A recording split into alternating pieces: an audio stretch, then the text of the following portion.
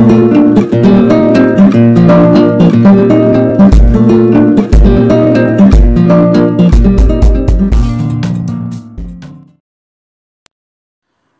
اللہ الرحمن الرحیم۔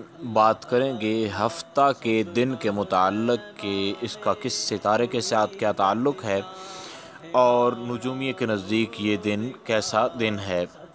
تو یہ ذوال کا دن ہے اور ستارہ اس کا جو ہے وہ ذوال ہے، اور نجومیوں کے نزدیک یہ دن جو ہے نحس اکبر ہے، اور اس روز نئے کپڑے بنانا یہ درست نہیں ہے، یعنی نئے کپڑے جو ہیں وہ اس دن نہ بنائے جائیں نہ پہنے جائیں، اور قطع کرنا درست نہیں ہے، یعنی کپڑوں کا کاٹنا وغیرہ، اور اس روز کوئی نیا کام نہیں کرنا چاہیے اور نہ ہی کوئی سفر کرنا چاہیے۔ بچہ جو اس روز پیدا ہوگا وہ اکثر بیمار رہے گا۔